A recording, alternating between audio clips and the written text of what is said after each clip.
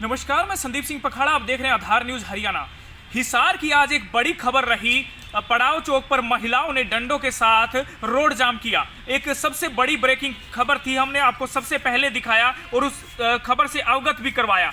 और उस खबर का तात्पर्य ये था उसका कि वहाँ समस्या लंबे समय से चली आ रही थी और उस समस्या के लिए समस्या क्या थी वो भी आपको अवगत करा देते हैं कि पानी की समस्या, गंदे पानी की समस्या थी। और जो कई दिनों से आ रही, लोगों का कहना है कि 3-3 महीने से गंदा पानी वहाँ आ रहा था। तमाम तरह के अधिकारियों को शिकायतें दे दी गई थी लेकिन कोई सुनवाई नहीं हो रही थी। मौके पर जो जई हैं वो भी कई बार जा चुके हैं लेकिन कोई भी कार्रवाई नहीं कर रहे थे, जिसमें विरोध स्वरूप महिलाओं ने वहाँ रोड जाम किया। तो इस पूरे विषय के ऊपर मेयर गौतम सरदाना से मिलकर के उनसे बातचीत करते हैं कि उनका क्या कहना है पूरे मामले पर, क्योंकि अब अभी सरकार ने उन्हें कुछ पावर भी दी है। तो क्या उस पावर का इस्तेमाल करते हुए अधिकारियों पर कोई कार्रवाई होगी या नहीं होगी, क्या इसी प्रकार से जनता परेशान रहेगी, इस पूरे मामले पर जानकारी लेते हैं मेयर गौतम सरदाना से।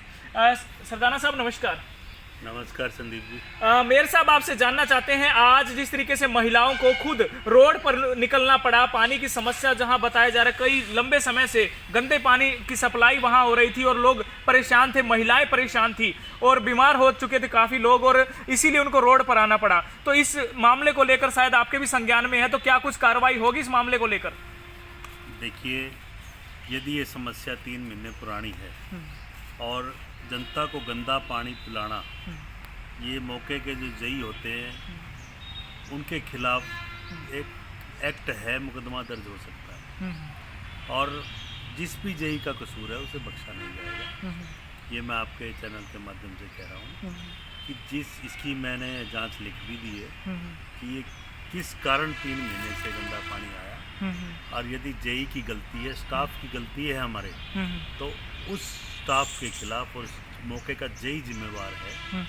गंदा पानी जो है किस लिए आया और क्यों जनता पीने को मजबूर हुई, उस जेई के खिलाफ सख्त से सख्त कार्रवाई के लिए मैं लिखूंगा और उस जेई के खिलाफ FIR भी हो सकती है। और कोई घटना वहाँ पर यदि कोई बीमार हुआ है तो उसका हर्जाना भी पब्लिक हेल्थ भुगतेगी।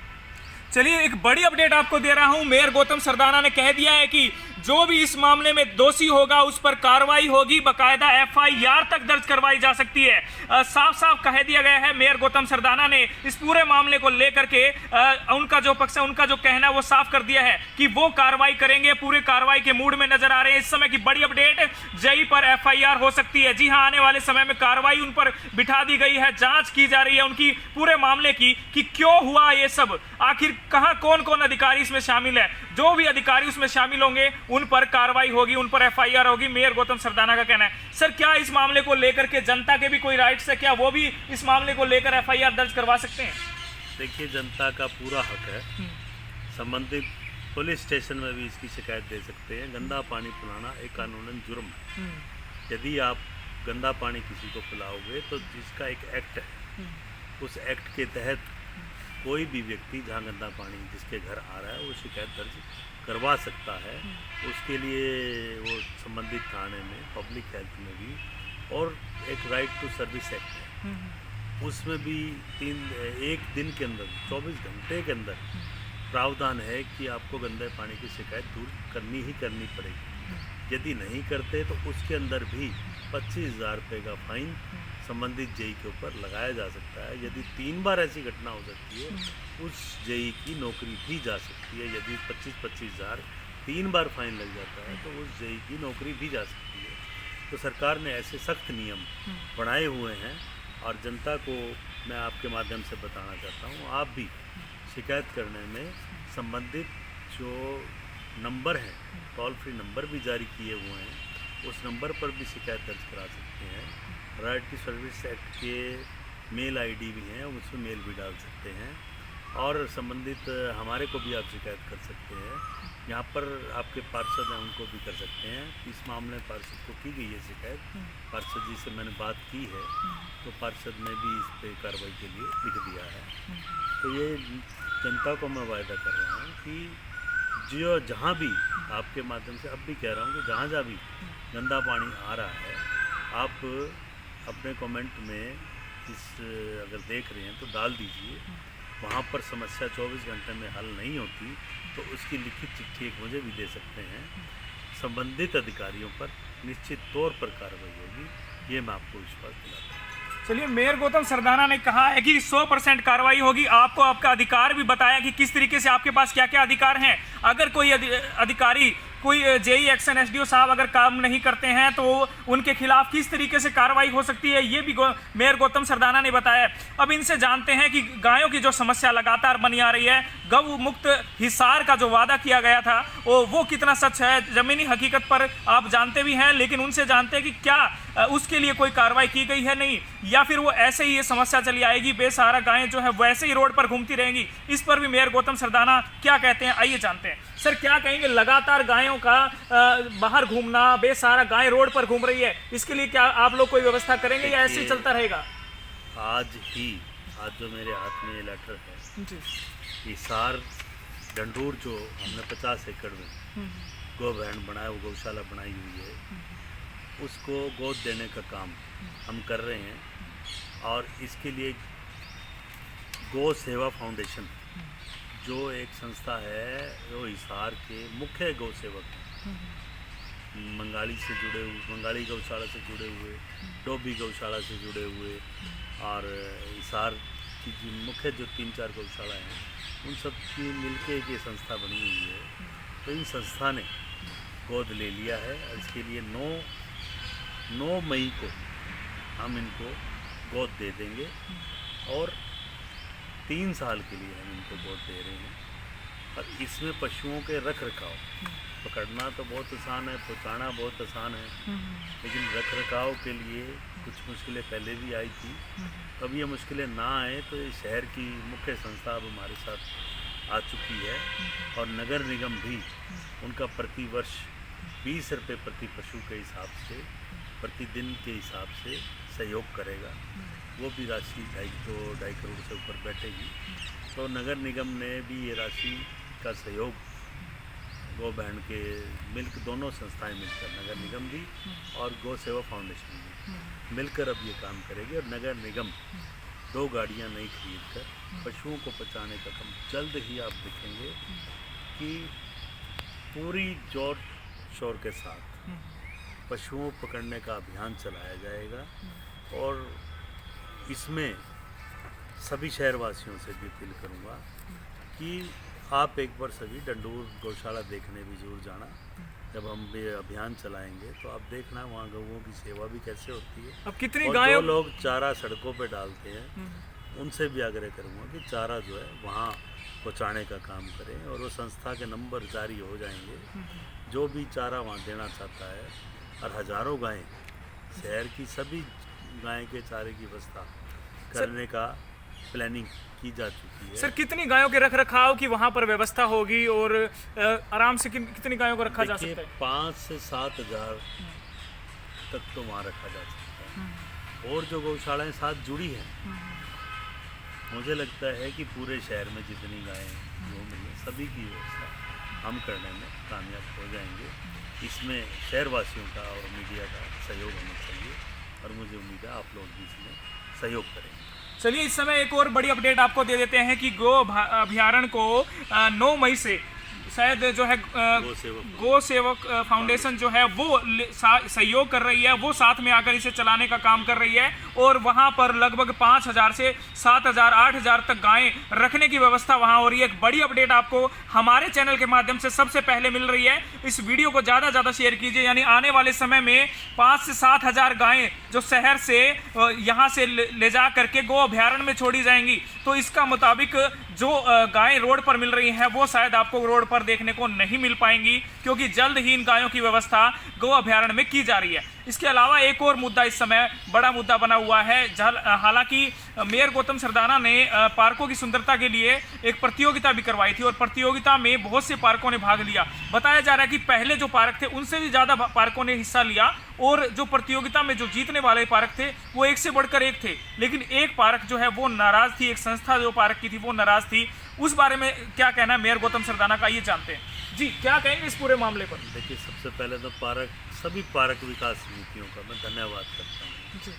नगर निगम तो उन्हें 2.25 रुपये गज के हिसाब से सहयोग कर रहा है, लेकिन जो पार्क समितियों ने भाग लिया, वहाँ के लोगों ने जो सहयोग किया, पार्कों को सुंदर बनाने में 65 पार्क भाग लेना हिसार के अंदर कोई छोटी बात नहीं है। 65 पार्कों ने इसमें भाग लिया। 37 पार्क पहले, दूसरे, तीसरे और चौथे स्थान पर आए, और जो पहले 3 फर्स्ट, सेकंड, थर्ड जो पार्क आए, आप खुद जाके पार्कों में जाएं, उन पार्कों को वीडियो आप जनता को भी दिखाएं। उन पार्कों की विजिट के लिए भी मैं आपको कहता हूँ, जो पार्क फर्स्ट आए हैं, हनुमान मंदिर पार्क है सेक्टर 9/11, कृष्णा नगर का पार्क है फेस 1 का, तो आप कृष्णा नगर में जाएं, और 9/11 में भी एक और पार्क है, और एक प्रीति नगर का ही पार्क है मधुसूदन पार्क। आप ये तीनों चारों पार्कों में विजिट करके आएँ कि पूरी की पूरी कॉलोनी का उस पार्क में योगदान है, बच्चों का योगदान है। बच्चे रोकते हैं कि यहाँ फूल नहीं तोड़ना, जब भी वो पार्क फर्स्ट आया। महिलाएं वहाँ पर घास लगाने का, पानी देने का खुद जो काम करती हैं। अब उन पार्कों में जिन्होंने मेहनत की है वो फर्स्ट, सेकंड, थर्ड आएंगे। सर, एक संस्था फिर भी नाराज है, ये मैं फिर से आपको बता देता हूँ। उन्होंने बकायदा आपके नाम लेटर भी लिखा था, और ये बात सोशल मीडिया में लगातार वायरल हो रही थी। एक एडवोकेट साहब ने कहा भी था कि वो कहीं ना कहीं आपके खिलाफ भी खड़े होंगे। जी, अब आप सिर्फ एक की बात कर रहे हैं। अब जो संस्थाएं, मैंने तो आपको ओपन कहा है जी, कि उन पार्कों में जाकर आप देखें कि फर्स्ट क्यों आए। मैंने तो उसकी सिफारिश नहीं कर रहा मैं, ना हमारी इस रिजल्ट में किसी की सिफारिश चली। और जो भी शिकायत करता है उनको भी मैं कहूँगा कि पार्कों में जाकर देखें, खाली शिकायतों से बात नहीं बनती। और वो जो पार्क है पहले 2 साल प्रथम आया है, मैं उनको बधाई भी देता हूँ, और मेहनत करते हैं, सभी ने मेहनत की है। मैंने ये नहीं कहा कि 65 के 65 पार्क समितियों ने मेहनत की है। अब आप जब आप भी पढ़ाई करते थे, जब पेपर का एग्ज़ाम आता था, खाली पेपर वाले दिन तैयारी करो और एक पूरा साल तैयारी करके और पेपर वाले तैयारी के साथ पेपर दो, तो वही फर्स्ट आता है। और एक सिर्फ 5-7 दिन का मेहनत का अलग रिजल्ट होता है, पूरे साल का अलग रिजल्ट होता है। ये मैं कह सकता हूँ मेहनत सबने की। किसी ने 365 दिन की, किसी ने खाली 65 दिन की, तो उस हिसाब से रिजल्ट आया है। जिन्होंने मेहनत ज़्यादा की, जिन्होंने अच्छा काम किया, तो उस हिसाब से पोजीशन आई है, ना कि किसी की सिफारिश है। चलिए, जिन्होंने जो नाराज है उनकी नाराजगी कैसे दूर की जाएगी? उनके लिए कोई व्यवस्था आपने की है क्या? उनसे बातचीत की है क्या? उनको समझाने का प्रयास किया है कि ये व्यवस्था, ये कार्य हमने इस तरीके से किया या इस तरीके से पूरे की पूरी प्रतियोगिता करवाई, क्या उसके लिए आपने किया उनसे बातचीत? देखिए, उनको भी जो 2 बार फर्स्ट आया पार्क, उनको भी मान सम्मान देने के लिए क्या कहना चाहेंगे?